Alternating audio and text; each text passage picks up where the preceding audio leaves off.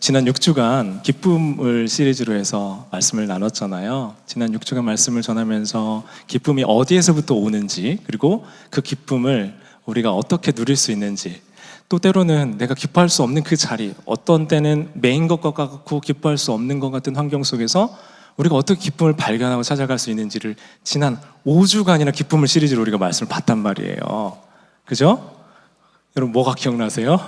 하면 고개가 숙여질 거예요. 여러분 아마 눈을 안 맞추고 목사 벌써 근데 여러분, 지난 시간 동안에 하나님이 우리에게 기쁨의 시리즈를 주시면서 어떻게 기뻐해야 되는지에 대해서 많은 말씀들을 주셨는데, 사실 제가 만난 삶의 현장에서는 우리 사랑하는 성도들이 기뻐할 수 없는 자리가 너무 유달리 더 많았던 것을 제가 경험했어요. 특히 지난 한두 주간 더 우리 성도들의 형편의 삶에 정말 기뻐할 수 있는 환경적인 것을 뛰어넘는 기쁨을 얘기했지만, 그 환경이 우리를 정말 억누르고 억압해서 기뻐할 수 없다라고 느낄 수밖에 없는, 너무 공감이 되는 상황들을 마주했던 거죠. 제가 지난주에 한 분의 간증을, 고백을 들을 기회가 있었어요. 그분의 얘기는 어린 시절에 본인의 병이 낫는 경험을 어린 시절에 하신 거예요. 그래서 그 어린 시절 경험으로 인해서 평생 하나님을 멀리하지 않고 살아오셨던 분이에요. 그러니까 뭐 교회를 열심히 다니든, 뭐 아니면 내가 신앙생활을 좀 더 이렇게 열심히 하든, 교회 생활을 열심히 하든, 그 관계없이 예수 그리스도라는, 제가 느꼈던 표현은 예수 그리스도라는 닻을 인생에 가지고 계신 분이었다라는 생각을 했어요. 근데 그 닻이라는 게 언제 필요해요? 인생이 우리가 항해하는 것 같다고 얘기하잖아요. 인생이 험한 풍랑도 있고 또 잔잔하고 맑은 이 태양이 내려지는 평온한 바다도 있고, 그러나 우리가 알 수 없는 이 상황 가운데로 항상 나아가서 항해하는 게 인생 같다고 표현하잖아요. 근데 닻이 언제 필요해요? 항해 중에 필요한 게 아니죠. 닻은 풍랑이 불어올 때 그 닻을 내려서 정박하면서 이 풍랑이 바다로 이 휘몰아치는 파도 안으로 넣으려고 하지 않도록 우리를 붙들어주는 역할을 하거든요. 이 바울이 유라굴로 풍랑을 만났을 때 어떻게 했냐면 고물에서 닻을 내렸습니다. 그리고 앞으로 얼른 거기 파도를 뚫고 나가려고 했던 게 아니라 어떻게 했냐면 그 닻을 얼른 내려 이 풍랑 안으로 빠져들어가지 않도록 자기 배를 지키고 기다렸어요. 자, 우리 인생에도 예수 그리스도라는 닻이 있어야 돼요. 그 닻이 있는 인생은 이 신앙생활을 좀 잘 이렇게 뭔가 교회 생활을 많이 해서 열심히 하는 것 같고 좀 덜한 것 같고, 그런 상황이 올 때에도, 그렇지 않을 때에도 항상 그 예수 그리스도라는 닻에 중심을 놓고 살아갈 수 있는 거죠. 그 닻이 있다라는 것이 흔들리지 않는 우리의 소망이 된다라는 거죠. 근데 이것이 바로 우리에게 흔들리지 않는 소망의 이유가 되는 분의 고백을 들으면서 제 마음 안에 힘든 마음이 들어온 거예요. 왜요? 우리 성도들의 삶의 형편을 제가 알잖아요. 기도의 제목들 알잖아요. 건강의 문제, 또 뭐 일의 문제, 경제적인 문제, 또 여러 가지 삶의 형편들을 저는 만나고 경험하잖아요. 그러니까 소망을 얘기하고 기쁨을 얘기하고 있지만, 왜 유독 이 지난 5주 동안 전 빨리, 어느 때보다도 이 시리즈가 빨리 끝나길 바라는 게 바로 이 기쁨 시리즈였어요. 왜냐면 우리 성도들의 삶의 형편에 얼마나 힘든 일들이 많은 거를 유독 이 기간 동안에 많이 경험했기 때문입니다. 그분의 소망이 어린 이야기를 들으면서 한편으로 아직 우리 중에는 그 믿음의 닷, 예수 그리스도라는 인생의 중심을 아직 가지지 못한 분도 있잖아요. 그러면 뭔가 내 인생의 광풍이 막 휘몰려 올 때 어떻게 되냐면 그 광풍을 따라서 이리저리 이렇게 표류할 수밖에 없는 그런 상황인 것들을 알고 있습니다. 어떤 기적적인 체험이나 경험, 아니면 일상적인 삶에서 만나는 어떤 하나님과의 만남, 이런 것들이 없기 때문에 느껴지는 힘듦과 어려움들이 이 기쁨 시리즈를 할 때 여러분에게 더 배가 될 수 있겠다는 생각이 드는 거죠. 그러니까 기뻐하라라는 지난주 이제 그 명령이 우리의 감정을 바꾸라는 명령이 아니라는 걸 또 말씀을 드렸잖아요. 그래서 기뻐하는 것을 선택하는 것이라고 우리 말씀해 주셨잖아요. 근데 우리가 주로 느낄 때 뭔가 이 기쁨에 대한 설교를 받으면 이 기뻐해야 되는 것 같은 숙제를 우리가 자꾸 받게 되는 거예요. 그런 부담과 염려와 근심 어린 상황들을 저도 경험하고 여러분들 경험하면서 오늘 마지막 이 6번째 시간들을 통해서 하나님이 도대체 무엇을 말씀을 주시길 원하나, 이 빌립보서의 말씀을 마무리하면서 어떤 말씀을 주길 원하나 잘 발견하고 우리 안에 정말 그 기쁨이 회복되는 은혜가 있으면 좋겠습니다. 제가 6주간 바랬던 건 뭐예요? 우리가 이제 한 주 지나면 점진적으로 기쁨이 넘쳐가지고 6주쯤 되면 여러분 얼굴에 기쁨이 가득하기를 제가 기대했거든요. 근데 여러분은 여전히 시작할 때 첫 주와 표정이 별로 다르진 않으세요. 지금은 또 다시 바뀌었어요. 여러분의 미소는 아름다워요. 저한테 그 미소를 좀 보여주세요. 네. 그런데 그것과 관계없이 오늘 말씀을 통해 주신 하나님의 은혜와 위로가 여러분의 삶에 있기를 원합니다. 오늘 근데 여러분 아시죠? 바울이 어디서 말씀을 전하고 있다고요? 감옥이에요. 그 감옥 안에서 감옥의 어려운 형편 가운데서 하는 말이 바로 4장 11절입니다. 빌립보 교회가 도움을 줬어요. 그 도움 준 것에 대해서 고마워하면서 바울이 이렇게 얘기합니다. 같이 한번 읽어볼까? 시작. 내가 궁핍해서 이렇게 말하는 것이 아닙니다. 나는 어떤 처지에서도 스스로 만족하는 법을 배웠습니다. 여기 보면 한 단어가 나오죠. 스스로 만족하는 법. 개역개정 성경에는 자족이라고 되어 있어요. 스스로 만족할 수 있는 법을 배웠다라고 표현합니다. 그 감옥에서 바울이 배운 건 뭐냐면요, 여기서 배웠다라는 표현을 한번 잘 보세요. 이 배웠다라는 스스로 만족하는 법을 내가 어렸을 때부터 워낙 성격이 긍정적이고 성품이 좋아가지고 그래서 원래 타고난 내가 만족하는 사람이고 긍정적인 사람입니다라고 얘기하는 게 아니라 뭐라고요? 배웠다고요. 타고난 게 아니라는 거예요. 긍정적으로 만족하는 걸 타고난 게 아니라 어떤 극적인 체험을 통해 얻은 것도 아니라는 거예요. 뭐예요? 자족은 타고난 것이 아니라 배우는 것이었다는 겁니다. 자, 바울도 스스로 만족하는 법을 배웠어요. 그리고 4장 12절 함께 볼게요. 나는 비천에 살 줄도 알고 풍족하게 살 줄도 압니다. 배부르거나 굶주리거나 풍족하거나 궁핍하거나 어떤 경우에도 적응할 수 있는 비결을 배웠습니다. 여기서 어원적으로 이렇게 풀어서 보면요, 비결을 배웠다라는 말이 어떤 의미냐면 어떤 진리에 입문하는 거예요. 그리고 그 진리에 입문한 상태에서 꾸준한 시간들을 통과하면서 그 입문한 진리를 통해 뭔가를 전수받는 걸 의미해요. 이 비결을 배웠다, 자족을 배웠다, 이 배웠다라는 말을 통해서 우리가 뭘 알 수 있습니까? 바울의 지금의 상태는요, 한순간 뭐가 깨달아져서, 뭔가 한순간에 깨달아져서 깨닫는 게 아니라 들어가서 겪으며 익히는 비밀이라는 걸 지금 얘기해 주는 거예요. 자, 우리가 항상 생각할 때 바울은 어떤 사람이에요? 우리랑 너무 멀리 있는 사람이죠. 동떨어진 훌륭한 사람, 대단한 사람이라고 생각해요. 그래서 뭔가 이 사람 나랑 좀 다를 거야 라고 생각합니다. 근데 뭐라고 얘기합니까? 한순간에 깨달아진 게 아니래요. 그 진리 안에 들어가서 겪으며 익혔던 비밀이라고 이야기해 주고 있는 겁니다. 모든 삶이 풍족할 때 12절 말씀 다시 보여주세요. 바울은 어떤 상황에 처했냐면 비천하게 살 줄도 알았어요. 보세요. 그리고 풍족하게 살 줄도 알았죠. 근데 배가 부를 때도 있었지만 아예 정말 굶주릴 때도 있었고요. 좀 풍족하다, 여유롭다라고 느껴졌을 때도 있었지만 그 어떤 그 궁핍해서 배가 고파가지고 골골거렸던 상황도 있으면서 이 사람은 좋았던 때, 힘들 때, 즐거웠었던 때, 어려웠었던 때를 모두 경험했던, 그 모든 비결을 경험했던 사람이었다라는 거죠.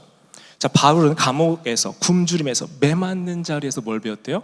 스스로 만족하는 법, 자족을 배웠다라고 말씀하고 있는 겁니다. 스트레스가 좀 있는 상황에서 우리가 성장한다는 얘기 들어본 적 있으세요? 네. 그러니까 여러분 생각해 보시면 여러분의 믿음과 신앙이 자라났을 때가 언제세요? 너무 행복해. 너무 좋아. 더 이상 바랄 게 없어. 이렇게만 되면 좋겠어 라고 느낄 때셨어요? 아니면 이런 인생의 문제를 내가 도저히 어떻게 할 수 없어서 내 힘과 방식은 다 써봤는데 도저히 안 돼요.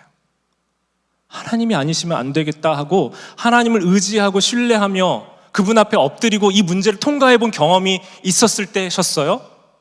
아니면 그 전자였어요? 후자였어요? 우리 혜미가 오늘 얼굴 표정이 굉장히 안 좋을 거예요.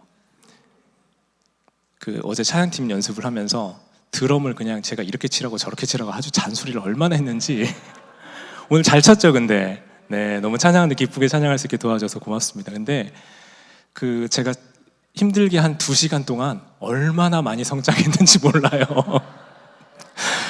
너무 미안하지만 앞으로 계속 그러진 않을게요. 근데 제가 이제 드럼을 이렇게 치니까 그 박자 예민하잖아요. 그러니까 모든 밴드 악기들이 다 스트레스를 받겠지만 그 중에서도 제일 스트레스 받는 사람은 드러머거든요. 혜윤이도 스트레스 좀 받았었어요. 혜윤이도. 네, 근데 여러분, 제가 느끼기에 그 가장 변화가 빠른 것은 그 스트레스 상황 속에서 어떻게 이걸 풀어가야 될지를 경험했던 우리 혜미의 그 변화와 성장이 빠르다는 걸 제가 느낄 수 있었습니다. 지지난주 제가 총회 갔을 때요. 제가 사랑하고 존경하는 목사님 한 분이랑 이제 깊게 얘기를 나눌 기회가 있었어요. 깊게 얘기를 나누면서 저의 목회적인 상황이나 어려움에 대한 부분들을 좀 고민들을 같이 이야기를 나눴거든요.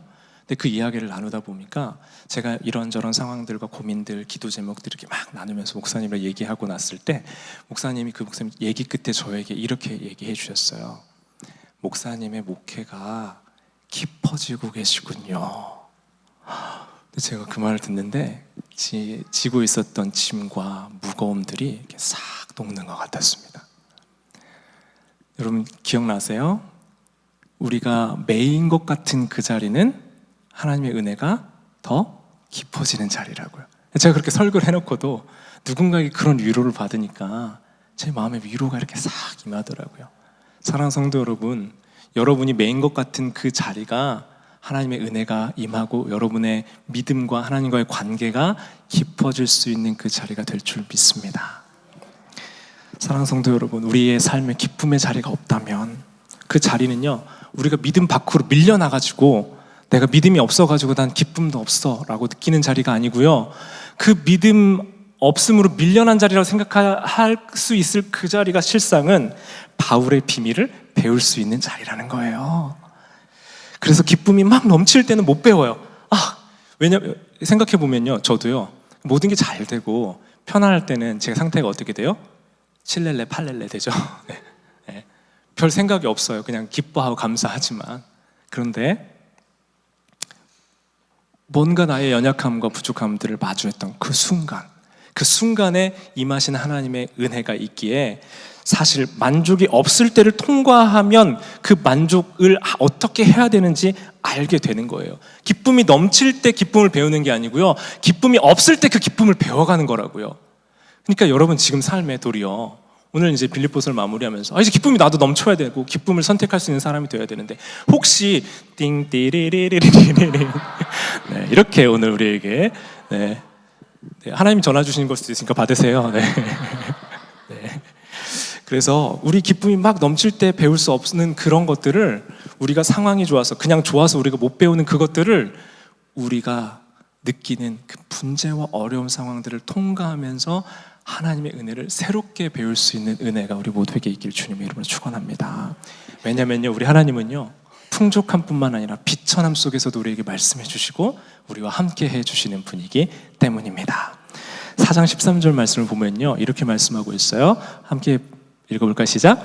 나에게 능력을 주시는 분 안에서 나는 모든 것을 할 수 있습니다. 자, 우리가 나에게 모든 것을 할 수 있습니다 라고 얘기하는 이 구절은요, 사랑도 많이 받지만 오해도 많이 받았던 구절이에요. 왜요? 나에게 허락된 모든 걸 내가 다 할 수 있어. 사업도, 공부도, 진학도, 연애도 다 할 수 있어 라고 이 말씀을 받기 때문입니다. 화이팅! 여러분, 할 수 있습니다. 아멘. 네. 여러분, 이게 바울이 있는 삶에서 처한 상황들을 조금 보셔야 돼요. 지금 바울 어디에 있어요? 어디 있다고요? 감옥에 있다고요. 감옥 안에서 뭘 다 해요? 앞에 바울이 이에 앞서서 했던 이야기들을 맥락을 놓치면 이거 그냥 내가 원하는 거 다 할 수 있습니다로 받아요. 그게 아니고요, 풍부와 비천, 배부름과 굶주림, 어떤 형편을 다 처해볼 수 있고 경험해봤던 사람이 그 모든 상황들을 견뎌낼 수 있다라는 고백을 하는 거예요. 이게 특히 이 모든 상황을 통과한 경험 끝에 나는 어떤 형편도 견딜 수 있습니다 라는 고백의 차원이 아니게 받아버리면 난 내 마음대로 원하는 걸 다 할 수 있습니다로 받아버린다고요. 근데 견디는 힘이 어디에 있어요? 다시 말씀 9절 띄워주세요. 13절 말씀 보세요. 이거 어렵게 보지 않아도 돼요. 나는 모든 것을 할 수 있습니다에 주목하고 있지만 주목해 봐야 되는 게 어디입니까, 여러분? 나에게 능력 주시는 분 안에서 이걸 빠뜨려요. 이거 없이 내가 다 할 수 있습니다로 가기가 너무 쉽다는 거예요. 견디는 힘이 내 안에 있고 그 근원이 내 안에 있어서 말씀하고 있는 게 아니고요. 기쁨은 내가 만들어내는 것, 만족은 내가 만들어내는 것이 아니고, 능력은 내가 만들어내는 것이 아니고요. 그 능력을 주시는 분과 함께 할 때 그분에게 공급받게 되는 것이죠. 근데 이게 없으면요, 우리 그리스도인들이 너무 많은 것들을 실수해요. 내가 끌어올리고 내가 견디고 내가 만들어내야 된다고 생각하는 거죠. 지금 기쁨에 대해서 반복된 이야기들도 그거예요. 기쁨을 여러분 기뻐하십시오 해서 되세요? 안 돼요. 내 안에 그 기쁨이란 것이 저기 어디 숨어 있는데 그거 여러분 발견하세요. 잘 키워보세요. 성숙하게 키워보시고 그걸 노력해보세요 라고 말씀드리는 게 아니라고요. 기쁨을 누리려면 우리가 누구랑 연결되어 있어야 돼요? 주님과 연결되어 있어야 된다는 거예요. 그게 없이 자꾸 내 안에 있는 걸 짜내려고 하니까 우리가 힘들어진다라는 거죠. 예수님이 십자가에서 달려 돌아가시고 나서 제자들 어떻게 했어요? 뿔뿔이 도망갔죠? 그리고 숨어 있었어요. 자, 예수님 3번 부인하고 도망갔던 베드로 그냥 물고기 잡으러 도망갔었습니다. 부활하신 예수님을 만나고 실패했던 예수님의 한 150여 제자들이 마가의 다락방에 모여 있었습니다. 오늘 성령 강림 주일이에요. 그 성령 강림 주일 때 그 사람들 뭐 하고 있었냐면, 그 사람들 3년 예수님 쫓아다니고 예수님이 왕이시고 예수님이 우리의 주인이시다라는 기대와 소망 가지고 그 자리에 있었다가 예수님 쫓아다니는 인생 살다가 예수님은 승천해서 가시고 닭 쫓던 개 마냥 힘없이 모여서 실패했던 사람들이 그 예수님을 쫓아다니던 사람들이었다는 거예요. 성령 강림 사건에 성령님의 보내주실 성령의 약속을 받고 경험했던 사람들 어떤 사람들이라고요? 능력이 뛰어나고 훌륭했던 사람들이 아니라 실패하고 연약했던 사람들이었다는 거예요. 그 실패하고 연약했던 사람들에게 성령이 임하셨다라는 거죠. 성령이 임하신 자리는 성전도 위대한 회당도 대단한 무슨 자리가 아니었어요. 어디였습니까? 망했어, 실패했어 하면서 쫄아서 모여 숨죽이고 있던 그 자리가 바로 성령님이 그들에게 임하셨던 자리인 줄 믿습니다. 때론요, 저는 여러분 실패한 사람이라는 감정을 많이 느껴요. 사랑에 실패한 사람, 예수님 닮아가는데 실패한 사람, 참된 목자 되기를 실패한 사람이다라는 감정이 저를 굉장히 괴롭힐 때가 있어요. 근데 그때마다 예전보다 제가 조금씩 나아지는 게 있다면 그런 감정에 휘둘리고 그런 상태에 빠져 있지 않고요, 나는 원래 그런 사람이다라는 걸 인정하기 시작했다라는 거예요. 그리고 내 안에는 하나님의 참된 사랑이 없어, 나에게는 그런 능력이 없어를 인정할 때 그 힘의 원천과 근원이 되신 주님을 똑바로 온전히 바라볼 수 있게 된다는 겁니다. 사랑하는 여러분, 여러분에게는 없을지 몰라요. 직면하시면 빈털터리 공허한 인생 볼 겁니다. 내 안엔 사랑이 없고 내 안에는 넉넉함이 없고 내 안에는 예수 그리스도의 생명이 없다라는 걸 여러분 발견하셔야 돼요. 왜요? 나에겐 그런 능력이 없어요. 내 힘으로 할 수 있는 게 아니기 때문입니다. 그걸 직면한 여러분, 어디로 방향을 돌리셔야 돼요? 난 이것밖에 안 돼, 난 이것뿐이야 라고 자책하고 좌절하고 절망하는 자리가 아니라 그 기쁨의 근원이 되시는 그분께 우리의 마음을 향하라고 하시는 거예요. 그래서 빌립보서의 결론을 말씀드릴게요. 오늘 또 여러분에게 큰 기쁨의 소식이 당도했습니다. 설교가 벌써 끝나가요. 빌립보서 4장 19절 20절, 제가 이 구절이 이 빌립보서의 기쁨의 모든 구절을 마무리하는 이 빌립보서의 말씀인 이유가 있다라는 걸 깨닫게 됩니다. 자, 한번 크게 읽어보세요. 19절 시작. 나의 하나님께서 자기의 풍성하심을 따라 그리스도 예수 안에 있는 영광으로 여러분에게 필요한 것을 모두 채워주실 것입니다. 채우는 분은 우리가 아니라는 겁니다, 여러분. 그 풍성하심을 따라 채우시는 분은 오직 하나님이신 줄 믿습니다. 그러니까 여러분 소망이 있는 거예요. 내 안에는 아무리 기쁨을 짜내고 뭔가를 발견하려고 해도 발견할 수가 없어요. 나 안에는 없어요. 내 안에 발견할 수가 없어요. 내가 아무리 노력하고 애를 써도 믿음이 생기지 않아요. 자라지 않아요.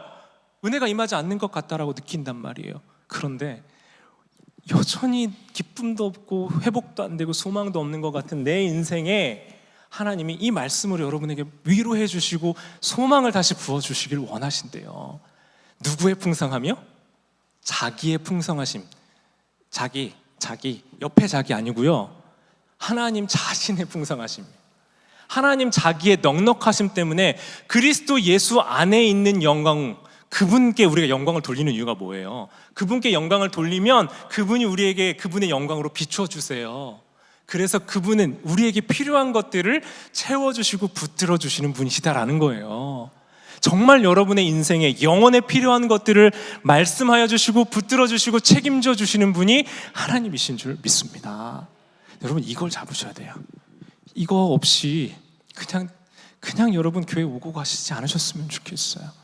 예수 안에 있는 생명의 비밀, 그분이 주시길 원하는 것, 그걸 우리 마음 안에서 소망하고 갈망해 가야 되는 거예요. 그래야 여러분 기쁨을 찾을 수 있어요. 지난 모든 시리즈에 있는 내용들 모르셔도 돼요. 근데 중요한 것, 우리의 그 닻이 되어 주시는 예수 그리스도, 그분께서 여러분의 기쁨이 되어 주신대요. 시리즈의 전체 제목이 그리스도 나의 기쁨이에요. 그분이 여러분 마음 안에 기쁨이 되셔야, 그분이 내 인생의 주인이시고 나를 이끌어 가시는 분이신 걸 발견하셔야 여러분의 인생이 얄팍한 쾌락이나 그 쾌락을 유지할 수 있는 상태인 행복을 넘어선 어떤 상황에서도 흔들리지 않는 기쁨을 받아 누릴 수 있게 될 줄 믿습니다. 마지막으로 가고시마 현에는요, 한 400년 동안 이어온 그 도자기 명인 가문이 있어요. 그 정유재란 때 일본에 끌려간, 전라도 전북의 남원이라는 곳이 있거든요. 거기에서 일본으로 끌려가서 거기서 도자기 명인으로 한 14대 이상 내려온 가문이 하나 있는데 심수관 가문이라는 곳입니다. 근데 이분은 본인이 도공이 되고 싶지가 않았어요.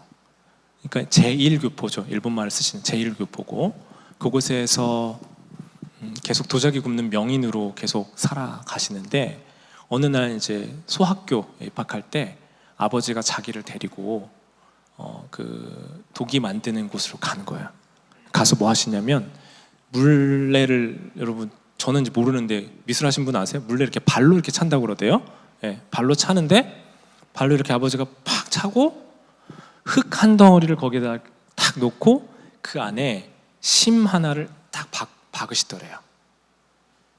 근데 어린 눈으로 봤을 때 이게 뭔가 했을 거예요. 근데 그 아버지가 이렇게 얘기를 하시더래요.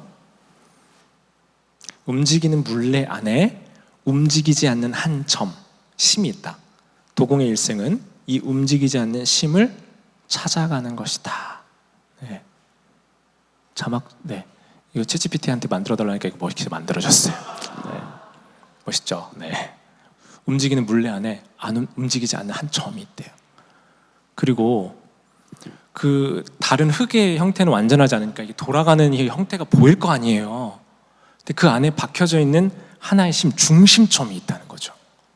그 중심점을 찾아가는 게 도공의 일생이다. 저는 죄송하지만 모든 이야기를 보면 신앙적으로, 복음적으로 해석을 하기 때문에 이 기사를 보면서도 그 생각이 들었어요. 우리 인생의 여정이 뭐 하는 거냐면 움직이지 않는 심이신 예수 그리스도를 찾아가고 발견해가는 거다. 여러분 잘 생각해 보세요. 다 변합니다. 사랑하는 청년 여러분, 다 변해요. 다 바뀌어요. 변하지 않는 인생이 변하지 않는 중심이 있어요. 그거 발견한 인생과 발견하지 않은 인생은 완전히 다를 수밖에 없어요. 그걸 주시는 근원의 샘을 찾은 인생과 샘을 찾아 헤매이는 인생은 그 끝이 다를 수밖에 없다는 거예요. 그래서 저는 우리 청년들을 비롯해서 우리 신시에 대한 장로교회 모든 성도들이 움직이는 이 물레 바깥에서는 진리를 찾을 수가 없어요. 변한 환경 속에는 못 찾는다고요. 말씀의 기초 위에, 예수 그리스도라는 진리 위에 변하지 않는 그 중심을 찾고 그 안에서 발견해가는 그분을 만나는 인생 되시기를 주님의 이름으로 축원합니다.